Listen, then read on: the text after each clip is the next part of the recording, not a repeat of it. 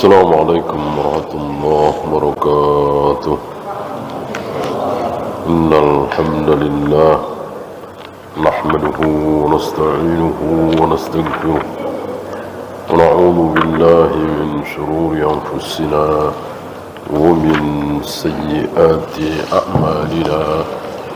من يهده الله فلا مضل له ومن يضلل فلا هادي له. أشهد أن لا إله إلا الله وحده لا شريك له وأشهد أن محمدا عبده ورسوله وبعد.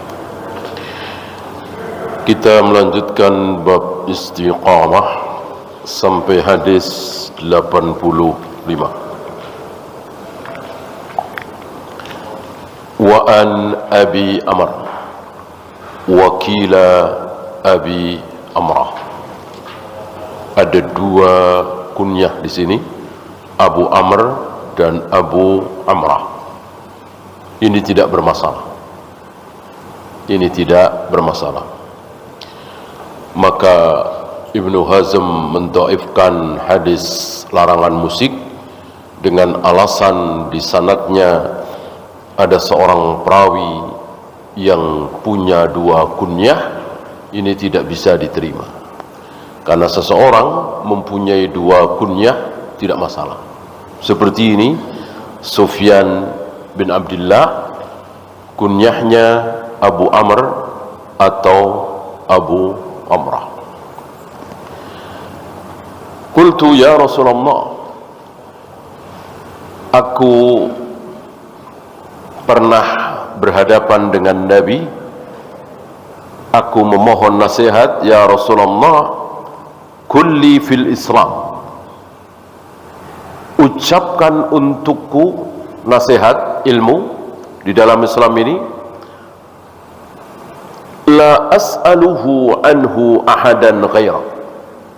Sebuah ucapan yang tidak mungkin aku bertanya kepada yang lain selain engkau dalam masalah halal haram, hak batin, surga neraka. Adakah yang berhak bicara selain Nabi? Tidak ada. Tidak ada. Beliaulah satu-satunya manusia yang berhak berbicara tentang mana yang halal, mana yang haram, mana yang hak, mana yang batil, dan seterusnya. Adapun selain beliau hanya meneruskan, hanya menyampaikan. Termasuk Imam Syafi'i, Imam Bukhari, Imam Malik, semuanya hanya menyampaikan, enggak ada yang menambah-nambah.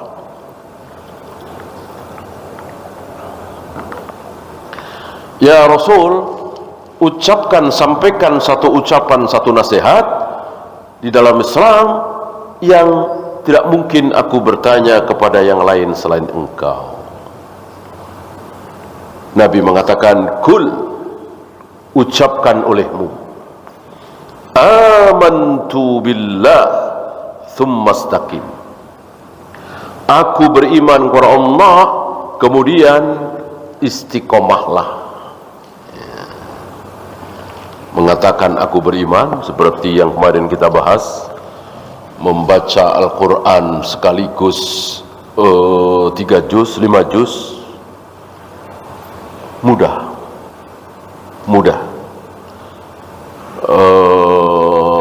Yang sulit justru setengah lembar, 1 lembar. Tapi apa kemarin?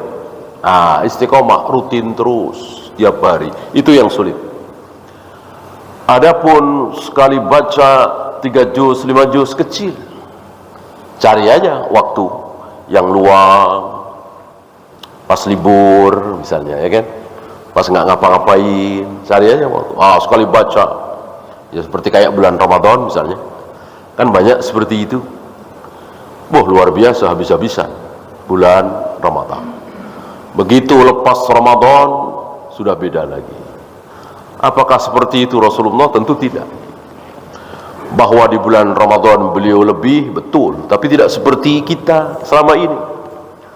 Seolah beda jauh antara Ramadan dengan yang bukan Ramadan. Ketika Ramadan setengah 12 saja sudah di masjid, ya. asar kurang 10 menit sudah di masjid, dan seterusnya. Begitu di luar Ramadan, jarang sekali sholat berjamaah.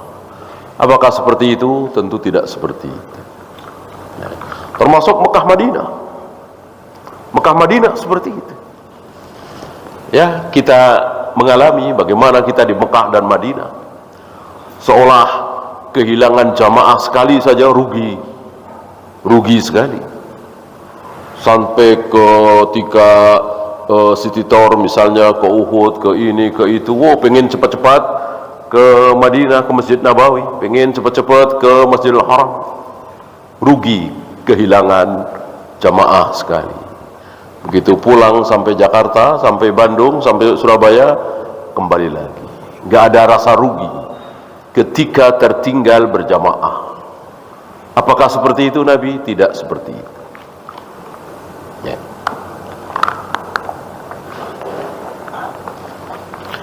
Hadis ini sahih, riwayat Imam Muslim. Ada 4 fawaid. Yang pertama, istihbabus su'ali an amrin yajma'u khisal al-khair. Disukai bertanya tentang sesuatu yang mencakup semuanya, bukan kecil-kecil gitu. Ya tentu tidak ada larangannya, tapi kita disunahkan bertanya tentang sesuatu yang besar, ya. Seperti Sufyan bin Abdullah ini, ya, bertanya tentang sesuatu yang besar yang tidak mungkin bisa mengucapkan kecuali engkau ya Rasul.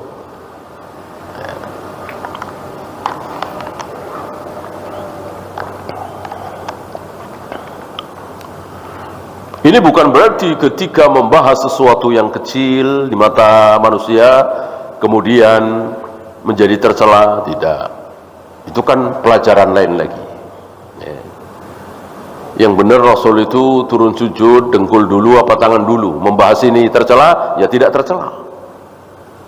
Yang benar mencium hajar aswad itu mengecup, ada bunyi kecupan atau tidak?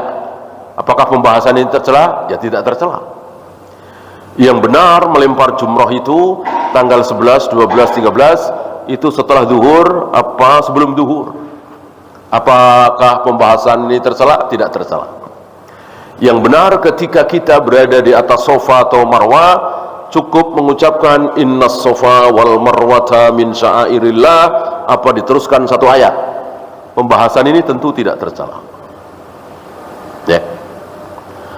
Tapi ketika kita ada kesempatan, maka ambillah yang besar, ya. Termasuk ketika Nabi alaihi salatu wassalam menguji keimanan seorang budak perempuan, Nabi mengambil pertanyaan besar. Nabi tidak bertanya salat subuh berapa rakaat, salat maghrib 3 rakaat berapa rakaat. Nabi tidak bertanya syarat rukun wudu, syarat rukun salat. Nabi tidak bertanya apa itu riba, karena itu semua besar, tapi ada yang jauh lebih besar. Apa? Di mana Allah berada. Itu yang ditanyakan oleh Nabi untuk menguji si budak perempuan ini beriman atau tidak. Diuji oleh pertanyaan aina Allah, di mana Allah berada. Ketika budak perempuan ini menjawab fis-sama, di atas langit sana, maksudnya bersemayam di atas arsy Allah jauh di atas langit, dan Allah sendiri jauh di atas arsy, bukan menempel. Nabi mengatakan budak ini beriman, budak ini beriman. Berarti membahas, mengetahui, meyakini bahwa Allah bersemayam di atas arsy ini bukan hal kecil, sepele, remeh-temeh, tidak. Ini besar, ini akidah, ini tauhid. Yang dengan ini kalau orang tidak lulus bisa terancam tidak beriman, karena Nabi mengatakan budak ini beriman. Setelah budak itu mengatakan Allah bersemayam di atas arsy, ketika seandainya budak itu mengatakan Allah tidak di atas, Allah ada di mana-mana, Allah ada di hati kita, Nabi tidak akan mengatakan budak ini beriman. Kan Nabi mengatakan budak ini beriman setelah budak itu mengatakan Allah berada di atas langit.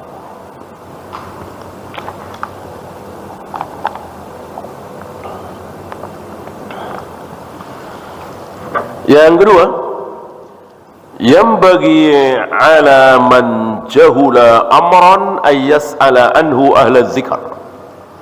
Wajib bagi seseorang yang tidak mengetahui satu ilmu bertanya kepada ahli ilmu.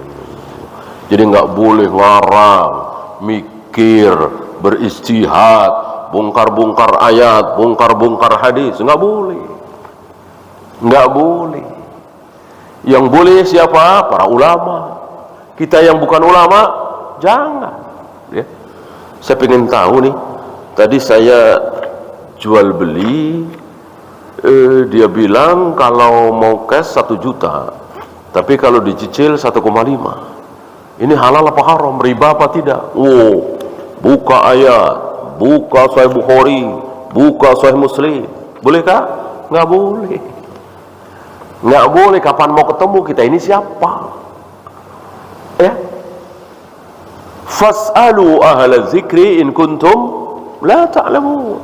Jika kalian tidak tahu, tanyakan kepada ahlu dzikr, yang dimaksud ulama yang berilmu. Tanyakan, jangan nyari sendiri. Kecuali Bukhari, Muslim, Imam Syafi'i, Imam Malik, iya. Itu pun banyak di antara mereka yang bertanya. Kapasitas Imam Syafi'i yang luar biasa, Imam Bukhari masih bertanya kepada ulama lain tentang satu permasalahan. Karena Al-Quran ini kan benda mati, hadis ini benda mati, nggak bisa jawab. Yang hidup siapa? Ulama. Ulama, ya.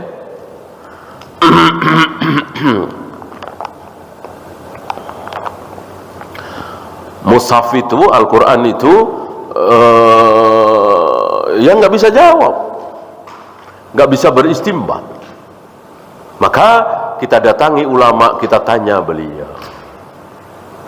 Ya, seandainya jawabannya salah, maka ulama itu yang akan menanggung kesalahannya. Karena kita sudah taat kepada Allah. Fas'alu ahla dzikri in kuntum la ta'lamun. Jika kalian tidak tahu tentang satu permasalahan agama, tanyakanlah kepada ahli ilmu. Kita sudah amalkan ayat itu. Kita datangi ahli ilmu, jawabannya salah, fatwanya salah, dia yang akan menanggung. Oleh karena itu para ulama diawali oleh para sahabat menjawab pertanyaan itu hati-hati sekali. Takut salah, khawatir keliru. Halal dibilang haram, haram dibilang halal, dia yang menanggung. Gitu. Oleh karena itu dikatakan man uftiya bi ghairi ilmin, barang siapa yang diberi fatwa tanpa ilmu, fatwa sesat, maka yang menanggung kesesatan itu adalah yang memberi fatwa. Yang minta fatwa tidak. Karena dia sudah taat kepada Allah, bertanya kepada ahli ilmu. Ya. Kalau toh dia akan ditanya dan dia disalahkan, itu kenapa tidak mencari ilmu? Karena membiarkan diri kita dalam keadaan bodoh, udah biarin dah. Udah banyak yang berilmu ini, udah banyak ulama ini, pokoknya asal saya ada permasalahan tinggal nanya. Ngapain saya belajar agama? Saya belajar dunia aja. Saya belajar tentang komputer misalnya, tentang IT misalnya, yang banyak duitnya. Saya nggak mau, biarlah yang wajib yang mana, yang haram yang mana, yang bid'ah yang mana, yang sunnah yang mana, nanti tinggal saya tanya saja. Seperti ini pun tercela. Karena mencari ilmu hukumnya wajib.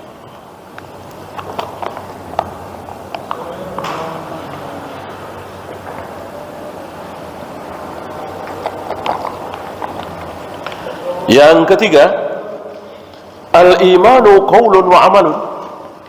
iman itu terdiri dari ucapan dan perbuatan. Nah, ini kesalahan orang-orang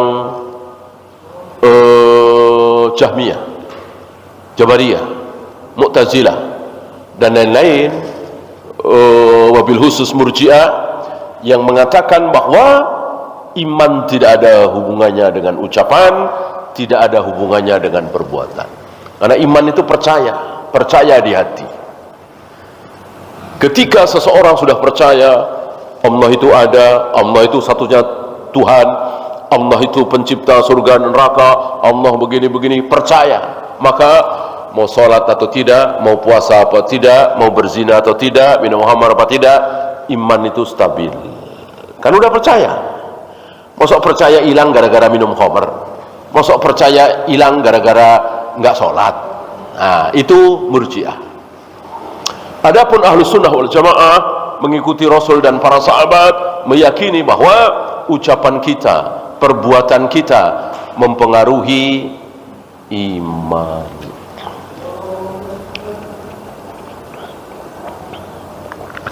Karena iman bukan sekedar percaya. Kalau iman itu sekedar percaya, siapapun yang percaya otomatis dia beriman. Berarti Abu Jahal, Abu Lahab beriman, Fir'aun beriman. Ya, siapa saksinya? Allah. Ya. Wajahadu biha wastaiqanat anfusuhum. Fir'aun dan bala tentaranya itu membantah Musa dengan apa? Dengan lisan. Adapun hatinya nggak sanggup. Hati Fir'aun dan orang-orang sekeliling Fir'aun untuk mengatakan Musa bohong, Musa pendusta, Musa bukan nabi, Musa bukan utusan Allah, sulit untuk mengatakan seperti itu, mukjizat di depan mata. Maka Fir'aun membantah Musa dusta, tukang sihir, itu di mulutnya doang, di hatinya percaya, dan Allah menjadi saksi. Maka Allah turunkan ayat itu, wajahadu biha wastaiqanatha anfusuhum. Apakah dengan demikian Fir'aun menjadi beriman? Tidak. Fir'aun cuma percayanya dalam hati. Ya nggak usah jauh-jauh lah, yang paling gampang aja siapa? Iblis. Apakah iblis percaya Allah satu-satunya Tuhan? Sebelum kita pada lahir, iblis sudah percaya. Ya, sebelum Adam diciptakan bahkan iblis sudah percaya kalau Allah satu-satunya Tuhan yang berhak disembah. Apakah ada seorang ulama yang mengatakan iblis beriman? Nggak ada. Adapun iblis percaya. Dari sini tahulah kita bahwa beriman itu tidak sekedar percaya. Kaisar Romawi Heraklius, luar biasa, sampai mengatakan seandainya dia, yang dimaksud dia ini Rasulullah, seandainya dia ada di sini akan aku cuci kedua kakinya. Seandainya betul apa katamu tadi wahai Abu Sufyan, demi Allah di kekuasaan dia akan sampai tempat yang sedang aku injak ini. Itu ucapan Heraklius, Kaisar Romawi waktu itu. Dari ucapan ini menunjukkan dia percaya betul bahwa Nabi Muhammad SAW betul-betul Nabi, betul-betul Rasul. Apakah Heraklius beriman? Tidak. Ya. Jadi beriman adalah pertama percaya dengan hatinya. Setelah itu dia berucap. Apa ucapannya? Asyhadu an la ilaha illallah wa asyhadu anna Muhammadar Rasulullah. Ketika kalimat itu tidak keluar dari mulutnya, kafir, kekal di neraka, walaupun dalam hatinya percaya. Abu Thalib, apa ucapan Abu Thalib? Jika kalian semua ingin bahagia, ikuti Muhammad keponakanku. Aku belum pernah sekalipun melihat, mendengar dia bohong. Aku asuh dia dari kecil. 4 tahunan kira-kira, sampai dewasa. Sekalipun aku belum pernah mendengar melihat dia bohong. Berarti Muhammad mengaku sebagai Nabi, Rasul, ada surga, ada neraka, begini-begini, nggak bohong. Maksud Abu Talib begitu. Tapi Abu Talib kekal di neraka selama-lamanya. Kenapa? Karena kalimat asyhadu an la ilaha illallah wa asyhadu anna Muhammadar Rasulullah belum keluar dari lisan Abu Talib. Kekal di neraka selama-lamanya, masih kafir.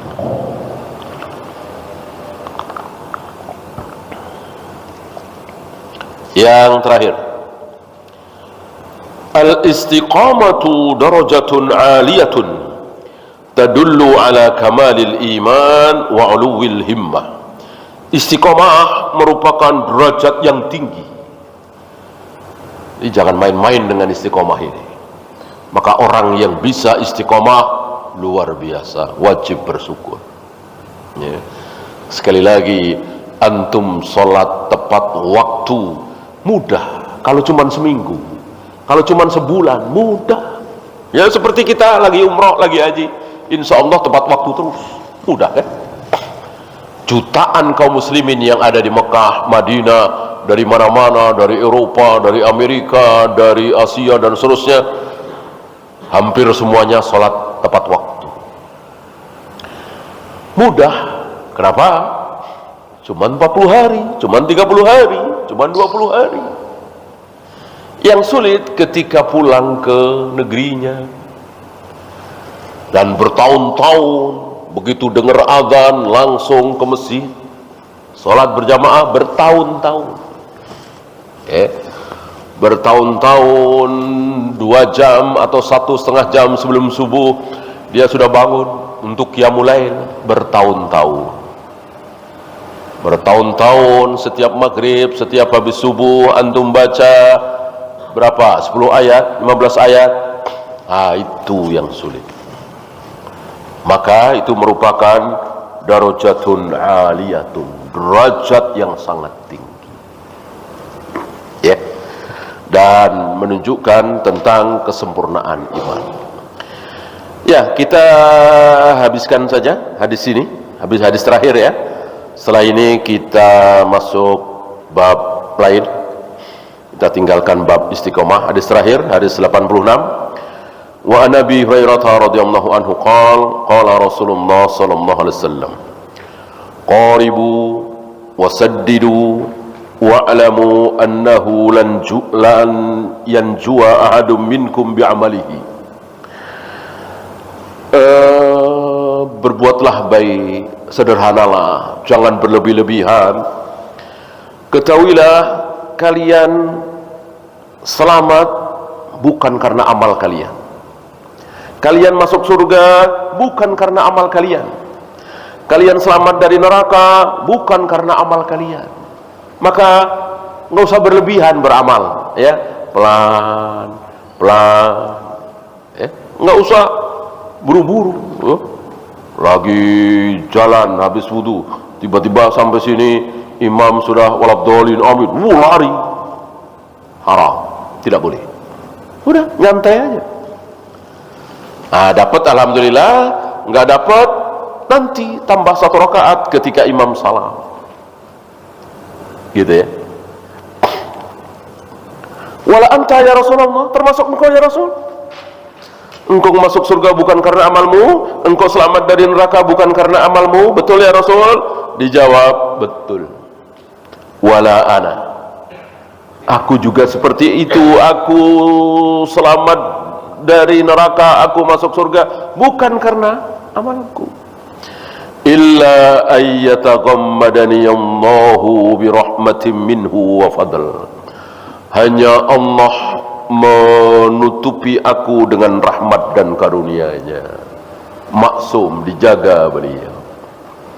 Kalau Allah tidak lakukan itu kepada beliau, ya beliau tidak akan menjadi nabi, menjadi rasul, selamat dari neraka, masuk surga. Jadi betul-betul karena rahmat Allah. Ya. Maka tidak boleh orang yang udah 75 tahun, bahkan hampir 80 tahun, tapi baru mulai sholat.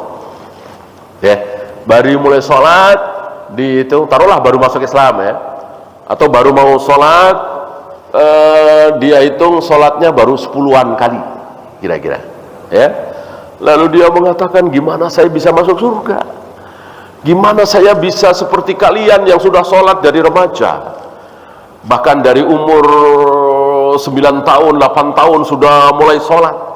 Gimana aku bisa seperti kalian? Nggak boleh, kalimat ini nggak boleh. Ya, walaupun dia baru sholat 10 kali, 11 kali, sementara umurnya sudah mendekati 80 tahun. Badan sudah sakit-sakitan. Kemungkinan besar ya nggak lama lagi dipanggil oleh Allah. Lalu mengatakan, sholatku baru sedikit, puasa Ramadan belum, baca Al-Quran nggak bisa. Ya, rahmat Allah luas. Ketika dia bertaubat, Allah Maha Pengampun, dan akhirnya dia dimasukkan ke surga. Mungkinkah? Mungkin.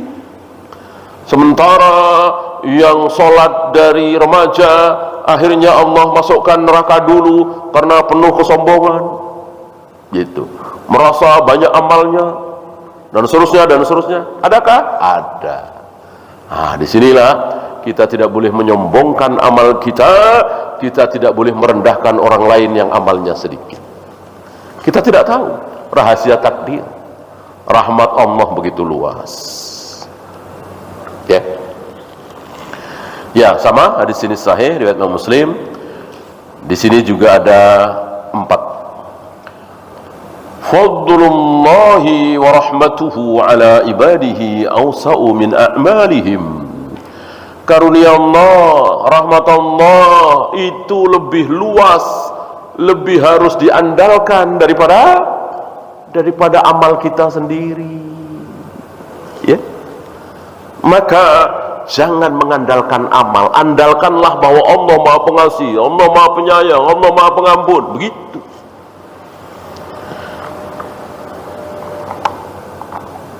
Dengan demikian, yang banyak amalnya tidak sombong, yang sedikit amalnya tidak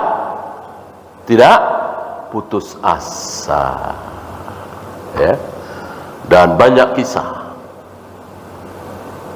pelacur berzina entah berapa ratus kali, kayak apa dosanya, diampuni, masuk surga, hanya gara-gara memberi minum seekor anjing. Kan masyhur kisah itu. Mungkinkah ada pelacur seperti itu hari ini? Ya mungkin. Mungkin.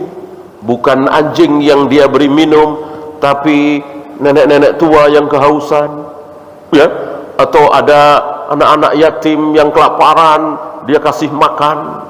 Bukan anjing lagi, ini anak-anak yatim kelaparan, dikasih makan oleh si pelacur ini. Lalu Allah ampuni dosa si pelacur ini. Mungkinkah? Mungkin.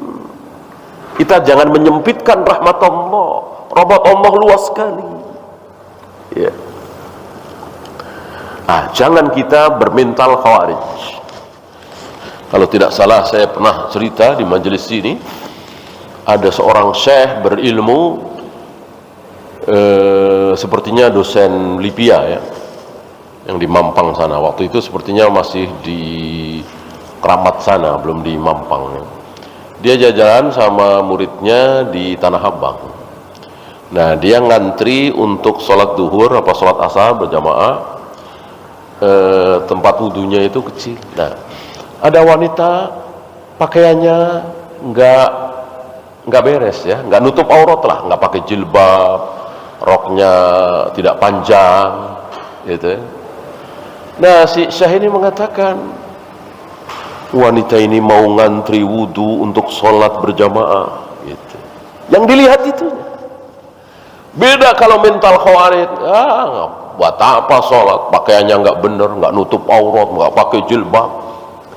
Ini syekh ini berilmu, yang dilihat apa? Kebaikannya. Betul wanita ini pakaiannya belum sempurna, masih belum pakai jilbab, rok mini segala macam, tapi dia mau ngantri untuk sholat berjamaah. Apa iya Allah tidak memandang perbuatan baik ini? Allah memandang perbuatan baik ini. lalu Allah rahmati dia, Allah kasih hidayah kepada dia, lalu sebelum mati dia menutup aurat pakai jilbab, kan bisa aja. Nah, kalau mental khawarij yang dilihat jeleknya aja, oh itu aja nggak bisa, sholat aja pakai pakaian ihram aja nggak bisa, dilihat jeleknya saja. Itulah mental khawarij. Jangan kita bermental khawarij. Kemudian irsyadun ila kaifiyati tahsilil khair, petunjuk bagaimana untuk mendapatkan kebaikan. Jadi untuk mendapatkan kebaikan ada petunjuknya dari Nabi alaihi salatu wassalam, tidak boleh ngarang.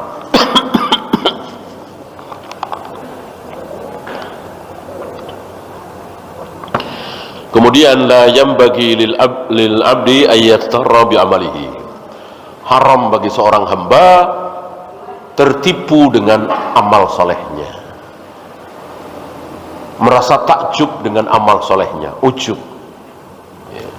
Apalagi kalau yang antum lihat, taruhlah antum sholat berjamaah dijaga 5 waktu sudah puluhan tahun, lalu antum lihat tetangga, lihat saudara, lihat kiri kanan dengan asiknya main kartu, main catur, ngobrol, padahal sudah azan, sudah mau qomat. Antum lihat itu, antum bandingkan dengan diri antum, merasa ujub, merasa takjub terhadap diri sendiri. Oleh karena itu, agar antum tidak ujub, lihatlah Imam Syafi'i, lihatlah Imam Bukhari, lihatlah para tabi'in, lihatlah para sahabat, apalagi para nabi, para rasul. Kecil kita, malu kita, ya. Seperti saya ngomong di sini di hadapan antum, malu, ya. Kalau saya membandingkan diri saya dengan Ibnu Abbas, ya kejauhan lah. Ulama-ulama kita malu, ya, malu, bukan bangga. Maka lihatlah yang jauh lebih mulia dari kita, agar tidak ada kesombongan, yang ada malu. Betapa malunya para dai-dai hari ini, dai salaf malu. Karena apa? Yang dilihat Sufyan bin Uyainah, Sufyan Ats-Tsauri, Imam Bukhari dan seterusnya. Ada imam besar di hari Id, Idul Fitri atau Idul Adha, jalan ke lapangan. Untuk apa? Untuk sholat Id. Sebagai apa? Sebagai jamaah. Gitu.